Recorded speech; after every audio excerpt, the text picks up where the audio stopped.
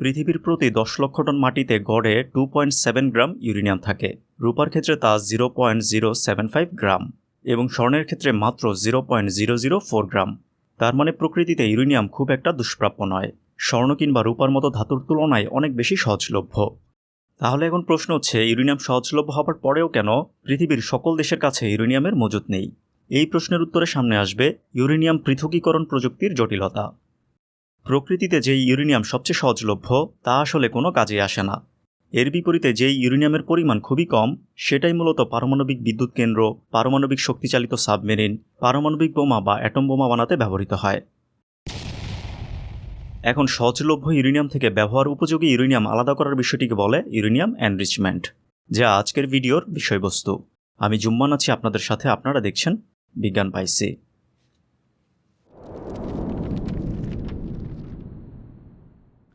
প্রকৃতিতে ইউরেনিয়ামের 3টি আইসোটোপ রয়েছে: ইউরেনিয়াম 234, 235 এবং 238। ইউরেনিয়াম আকরিকে এই 3টি আইসোটোপ মিক্সড অবস্থায় থাকে বা একসাথে মিশে থাকে, যেখানে ইউরেনিয়াম 238 এর পরিমাণ 99.27%, ইউরেনিয়াম 235 এর পরিমাণ 0.72% এবং ইউরেনিয়াম 234 এর পরিমাণ প্রায় শূন্য, মাত্র 0.005%। এখন এই 3টি আইসোটোপের মধ্যে শুধুমাত্র ইউরেনিয়াম 235 দিয়ে শক্তি উৎপন্ন করা যায়, যার ফলে ইউরেনিয়ামের অন্যান্য আইসোটোপ থেকে ইউরেনিয়াম 235 আলাদা করার দরকার পড়ে এবং এই আলাদা করার বিষয়টিকে বলে ইউরেনিয়াম এনরিচমেন্ট। ইউরেনিয়াম এনরিচমেন্টের পদ্ধতিগুলো মূলত হচ্ছে গ্যাসিয়াস ডিফিউশন, গ্যাস সেন্ট্রিফিউজ এবং লেজার এনরিচমেন্ট। সাধারণভাবে একটি মৌল থেকে অন্য একটি মৌল আলাদা করতে কেমিক্যাল রিঅ্যাকশন বা রাসায়নিক বিক্রিয়া ব্যবহার করা হয়, কিন্তু ইউরেনিয়ামের ক্ষেত্রে দুইটি আলাদা মৌল নয়, বরং একই মৌলের বিভিন্ন আইসোটোপ আলাদা করতে হবে। এই ক্ষেত্রে কোনো কেমিক্যাল রিঅ্যাকশন কাজে আসবে না, কারণ ইউরেনিয়ামের সকল আইসোটোপের রাসায়নিক বৈশিষ্ট্য সেম, ফলে এদের রাসায়নিক বিক্রিয়ার মাধ্যমে আলাদা করা সম্ভব নয়। ইউরেনিয়ামের আইসোটোপগুলোর মধ্যে একমাত্র পার্থক্য হচ্ছে ভরে। ইউরেনিয়ামের 3টি আইসোটোপের মধ্যে 234 এর ভর 235 এর তুলনায় অতি সামান্য কম হয়ে থাকে। একই সাথে 235 এর ভর 238 এর তুলনায় অতি সামান্য কম হয়ে থাকে। তার মানে একই ধাতু, কিন্তু আইসোটোপের ধরন অনুযায়ী পরমাণুর ভরের তারতম্য থাকে। এখন এই ভরের উপর ভিত্তি করেই আইসোটোপগুলোকে আলাদা করতে হবে, এবং এই কাজটি করার ক্ষেত্রে গ্যাসিয়াস ডিফিউশন কিভাবে কাজ করে সেটা বলা যাক। ইউরেনিয়াম আকরিক খনি থেকে আহরণ করার পর প্রথমেই চূর্ণ করে উত্তপ্ত করা হয়। এতে আকরিকে থাকা কার্বন অপসারিত হয়। এরপর এতে সালফিউরিক অ্যাসিড যুক্ত করা হয়। এতে ইউরেনিয়াম সালফার এবং অক্সিজেনের সাথে যুক্ত হয়ে ইউরেনিয়াম অক্সাইড লিকুইডে পরিণত হয়। এরপর এর সাথে যুক্ত করা হয় অ্যামোনিয়া। এর ফলে লিকুইডের নিচে হলুদ রঙের তলানি বা অধক্ষেপ তৈরি হয়। এই তলানিকে লিকুইড থেকে আলাদা করে শুকিয়ে নিলে আমরা পাবো ইউরেনিয়াম ইয়েলো কেক, যা মূলত ইউরেনিয়াম অক্সাইড।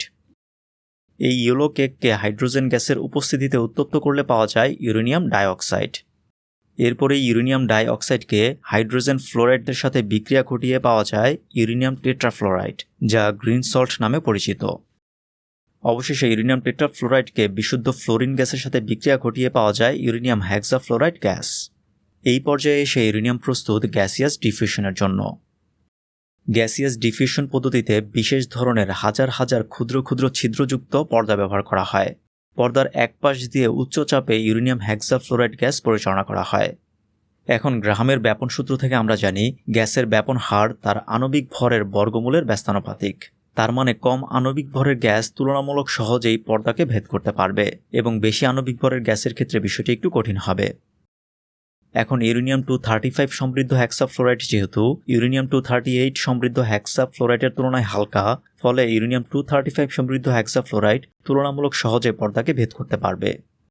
এর ফলে পর্দার ওপারে আগের তুলনায় কিছুটা বেশি ঘনত্বের ইউরেনিয়াম 235 সমৃদ্ধ হেক্সাফ্লোরাইড গ্যাস পাওয়া যায়। এখানে খেয়াল করুন, ইউরেনিয়াম হেক্সাফ্লোরাইড গ্যাসের মধ্যে 99.27% হচ্ছে ইউরেনিয়াম 238 সমৃদ্ধ হেক্সাফ্লোরাইড এবং মাত্র 0.7% হচ্ছে ইউরেনিয়াম 235 সমৃদ্ধ হেক্সাফ্লোরাইড। এখন প্রথমবার গ্যাসিয়াস ডিফিউশনের ফলে এই পার্সেন্টেজে কিছুটা পরিবর্তন আসে। উদাহরণস্বরূপ বলা যায় 99.17% ইউরেনিয়াম 238 এবং 0.8% ইউরেনিয়াম 235। এর পরের ডিফিউশনে ইউরেনিয়াম 238 99.07% এবং ইউরেনিয়াম 235 0.9%। এভাবে গ্যাসিয়াস ডিফিউশন প্রক্রিয়াটি হাজার হাজার বার প্রয়োগ করার মাধ্যমে ইউরেনিয়াম 235 এর শতকরা পরিমাণ বাড়ানো হয়, এবং একেই বলা হয় ইউরেনিয়াম এনরিচমেন্ট। এই প্রক্রিয়ায় ইউরেনিয়াম এনরিচ করতে প্রচুর পরিমাণ বিদ্যুৎ খরচ হয়, যার ফলে 1960 সালের পরে সামনে আসে গ্যাস সেন্ট্রিফিউজ পদ্ধতি, যাতে গ্যাসিয়াস ডিফিউশনের তুলনায় 10 গুণ কম শক্তি খরচ হয়। গ্যাস সেন্ট্রিফিউজ পদ্ধতি গ্যাসিয়াস ডিফিউশন পদ্ধতির মতোই, তবে সেন্ট্রিফিউজে পর্দার পরিবর্তে কেন্দ্র বিমুখী বলের মাধ্যমে ইউরেনিয়াম-235 আলাদা করা হয়। প্রথমে ইউরেনিয়াম হেক্সাফ্লোরাইড গ্যাসকে একটি সিলিন্ডার আকৃতির মেশিনে প্রবেশ করানো হয়। এরপর এই সিলিন্ডারকে মিনিটে 50,000 থেকে 70,000 বার পর্যন্ত ঘোরানো হয়। এখন এই উচ্চ ঘূর্ণন গতির ফলে সিলিন্ডারের ভেতরে থাকা ইউরেনিয়াম হেক্সাফ্লোরাইড গ্যাস কেন্দ্র বিমুখী বল অনুভব করে। এখন ইউরেনিয়াম-238 সমৃদ্ধ হেক্সাফ্লোরাইড গ্যাস যেহেতু ইউরেনিয়াম-235 সমৃদ্ধ হেক্সাফ্লোরাইড গ্যাসের তুলনায় ভারী, সেহেতু ইউরেনিয়াম-238 সিলিন্ডারের কেন্দ্র থেকে দূরে সরে যায় এবং ইউরেনিয়াম-235 তুলনামূলক সিলিন্ডারের কেন্দ্রের দিকে থাকে। এমন অবস্থায় কেন্দ্রে থাকা ইউরেনিয়াম হেক্সাফ্লোরাইড গ্যাস আলাদা করা হয়, যেখানে ইউরেনিয়াম-235 সমৃদ্ধ হেক্সাফ্লোরাইড গ্যাসের পরিমাণ তুলনামূলক বেশি থাকে। এই সেন্ট্রিফিউজ পদ্ধতিও হাজার হাজার বার প্রয়োগ করতে হয়। একটি স্যাম্পলের উপর এই সেন্ট্রিফিউজ পদ্ধতি হাজার হাজার বার প্রয়োগ করার মাধ্যমে ইউরেনিয়াম এনরিচ করা হয়। এই পদ্ধতি গ্যাসিয়াস ডিফিউশন পদ্ধতির তুলনায় অনেক বেশি কার্যকর। সেই সাথে এতে বিদ্যুৎ খরচ কম হয়, তুলনামূলক কম সময়ে ইউরেনিয়াম এনরিচ করা যায়। এর বাইরে সেন্ট্রিফিউজ পদ্ধতির জন্য যেই ফ্যাসিলিটি তৈরি করতে হয়, সেটার জন্য জায়গাও কম লাগে। 5+ স্টার রেটিং প্রাপ্ত দেশের সর্বোচ্চ বিদ্যুৎ সাশ্রয়ী ওয়ালটন এসি স্মার্ট কমফোর্ট এখন নেক্সট লেভেলে। 2000 সালের পর থেকে লেজার এনরিচমেন্ট পদ্ধতির যথেষ্ট অগ্রগতি হয়েছে। এই পদ্ধতিতে লেজারের মাধ্যমে ইউরেনিয়াম এনরিচ করা হয়। ইউরেনিয়াম-235 সমৃদ্ধ ইউরেনিয়াম হেক্সাফ্লোরাইড অণু একটি স্পেসিফিক ফ্রিকোয়েন্সিতে কাঁপে বা ভাইব্রেট করে, যা এটির ন্যাচারাল ফ্রিকোয়েন্সি। অন্যদিকে ইউরেনিয়াম-238 সমৃদ্ধ হেক্সাফ্লোরাইড গ্যাসেরও একটি নিজস্ব কম্পন রয়েছে, তবে সেটা ইউরেনিয়াম-235 থেকে ভিন্ন। এখন ইউরেনিয়াম হেক্সাফ্লোরাইড গ্যাসকে -200°C তাপমাত্রায় ঠান্ডা করলে এদের কম্পন থেমে যায় এবং লেজার এনরিচমেন্ট পদ্ধতিতে এই বিষয়টিকে কাজে লাগানো হয়। লেজার এনরিচমেন্ট পদ্ধতির শুরুতেই ইউরেনিয়াম হেক্সাফ্লোরাইড গ্যাসকে উচ্চচাপের প্রকোষ্ঠ থেকে সরু ছিদ্র দিয়ে প্রসারিত হতে দেওয়া হয়। এখন হঠাৎ প্রসারণের ফলে গ্যাসের তাপমাত্রা তাৎক্ষণিকভাবে -200° পর্যন্ত নেমে যায়। এর ফলে গ্যাসের মধ্যে থাকা ইউরেনিয়াম হেক্সাফ্লোরাইডের অণুগুলোর কম্পন বা ভাইব্রেশন থেমে যায় এবং বিনা কম্পনে অণুগুলো সেকেন্ডে প্রায় 1500 মিটার গতিতে এগিয়ে চলে। এই গতিপথে ইউরেনিয়াম-235 এর ন্যাচারাল ফ্রিকোয়েন্সির ইনফ্রারেড লেজার প্রয়োগ করা হয়। এর ফলে গ্যাসের ভেতরে থাকা শুধুমাত্র ইউরেনিয়াম-235 সমৃদ্ধ ইউরেনিয়াম হেক্সাফ্লোরাইড গ্যাসের অণুগুলোতে কম্পন সৃষ্টি হয়। এরপর আবার সেম ফ্রিকোয়েন্সির আলট্রাভায়োলেট লেজার প্রয়োগ করা হয়, যা ইউরেনিয়াম-235 এর ভাইব্রেশন আরও বাড়িয়ে দেয়, সাথে সাথে ইউরেনিয়াম হেক্সাফ্লোরাইড থেকে একটি ফ্লোরিন আলাদা করে দেয়। তার মানে ইউরেনিয়াম-235 সমৃদ্ধ হেক্সাফ্লোরাইড গ্যাসগুলো পেন্টাফ্লোরাইড গ্যাসে পরিণত হয়, অর্থাৎ UF5 এ পরিণত হয়। এবং এই ইউরেনিয়াম পেন্টাফ্লোরাইড অণু সাধারণ তাপমাত্রায় গ্যাস হিসেবে থাকতে পারে না। ইউরেনিয়াম পেন্টাফ্লোরাইড অণুগুলো তৈরি হবার সাথে সাথে আশেপাশের পেন্টাফ্লোরাইড অণুর সাথে যুক্ত হতে থাকে। এতে অনেকগুলো ইউরেনিয়াম পেন্টাফ্লোরাইড অণু একসাথে হয়ে ক্ষুদ্র ক্ষুদ্র কণার মতো সলিড অবস্থা প্রাপ্ত হয়। তার মানে লেজার প্রয়োগ করার পর ইউরেনিয়াম-238 সমৃদ্ধ ইউরেনিয়াম হেক্সাফ্লোরাইড গ্যাস অবস্থায় থাকলেও ইউরেনিয়াম-235 সমৃদ্ধ ইউরেনিয়াম পেন্টাফ্লোরাইড সলিড কণায় পরিণত হয়। এখন গ্যাস থেকে সলিড কণাগুলো ফিল্টার করলেই ইউরেনিয়াম-235 পাওয়া যায়। এই প্রক্রিয়ায় লেজারের মাধ্যমে ইউরেনিয়াম-235 আলাদা করার বিষয়টিকে বলা হয় separation of isotope by laser excitation. এর বাইরে লেজারের মাধ্যমে ইউরেনিয়াম এনরিচ করার আরেকটি পদ্ধতি রয়েছে, atomic vapour laser isotope separation. এক্ষেত্রে ইউরেনিয়াম হেক্সাফ্লোরাইড গ্যাস ব্যবহার করা হয় না, এর পরিবর্তে বিশুদ্ধ ইউরেনিয়ামের বাষ্প ব্যবহার করা হয়। ইউরেনিয়াম বাষ্পে নির্দিষ্ট ফ্রিকোয়েন্সির লেজার প্রয়োগ করে ইউরেনিয়াম-235 পরমাণুর ইলেকট্রন সরিয়ে দেওয়া হয়, ফলে ইউরেনিয়াম-235 পরমাণু ধনাত্মক আধানে পরিণত হয়। এরপর ঋণাত্মক আয়নের মাধ্যমে ইউরেনিয়াম-235 এর ধনাত্মক আয়ন সংগ্রহ করা হয়। তবে এই পদ্ধতির যথেষ্ট সীমাবদ্ধতা রয়েছে। তাত্ত্বিকভাবে বিষয়টিকে সহজ মনে হলেও বাস্তবে অত্যন্ত জটিল।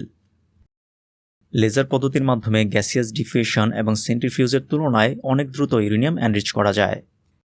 এখন অনেকের মনে প্রশ্ন আসতে পারে, ইউরেনিয়াম এনরিচ করার পদ্ধতি যেহেতু জানা, তাহলে কেন সকল দেশের কাছে ইউরেনিয়াম এনরিচ করার প্রযুক্তি নেই?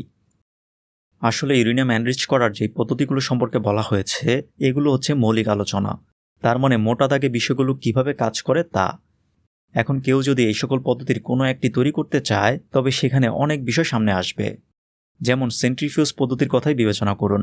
এখানে সিলিন্ডারকে মিনিটে 50,000 থেকে 70,000 বার ঘোরাতে হবে। এখন এমন একটি কার্যকর সিলিন্ডার তৈরি করতে গিয়ে উচ্চ পর্যায়ের ইঞ্জিনিয়ারিং প্রয়োজন। এর বাইরে এই সকল বিষয়গুলো খুবই সেন্সিটিভ। সাধারণভাবে ডাল চাল আলাদা করা তেমন কঠিন কিছু নয়, কিন্তু এই সকল ক্ষেত্রে একই ধাতুর ভিন্ন ভরের পরমাণু আলাদা করতে হয়, যা থেকে বুঝতেই পারছেন এখানে হিসেব নিকেশ কতটা সূক্ষ্ম হতে হবে এবং ইঞ্জিনিয়ারিং কতটা নিখুঁত হতে হবে। এই সকল প্রযুক্তি কিন্তু কোনো দেশ অন্য দেশের সাথে শেয়ার করে না। এখন কোনো একটি বিষয় কিভাবে কাজ করবে সেটা জানা থাকলেও এর বিপরীতে কার্যকর মেশিনারিজ তৈরি করা সহজ কথা নয়, এবং এই জন্যই সকল দেশের কাছে এই সকল প্রযুক্তি নেই। ইউরেনিয়াম এনরিচ করে ইউরেনিয়াম 235 এর পরিমাণ 5% হলে, অর্থাৎ ইউরেনিয়াম 238 95% এবং ইউরেনিয়াম 235 5% হলেই সেটি বিদ্যুৎ কেন্দ্রে ব্যবহার করা যায়। আবার ইউরেনিয়াম 235 এর পরিমাণ 20% হলে তা সাবমেরিনের পাওয়ার সোর্স হিসেবে ব্যবহার করা যায়। অন্যদিকে বোমা বানাতে ইউরেনিয়াম 235 এর পরিমাণ 90% হতে হয়। ইউরেনিয়াম এনরিচ করার বিষয়টি জানা হলেও অনেকের মনে কৌতূহল তৈরি হতে পারে এটা ভেবে যে কিভাবে এই ইউরেনিয়াম আবিষ্কার হয়েছিল এবং কেন শুধুমাত্র ইউরেনিয়াম 235 থেকেই শক্তি উৎপন্ন হয়, ইউরেনিয়াম 238 কিংবা ইউরেনিয়াম 234 নয় কেন। ইউরেনিয়াম সম্পৃক্ত এই সকল প্রশ্নের উত্তর পেতে এই ভিডিওটি দেখতে পারেন। ভিডিও ভালো লাগলে বিজ্ঞান পাইসি পরিবারে যুক্ত হয়ে সাথে থাকতে পারেন।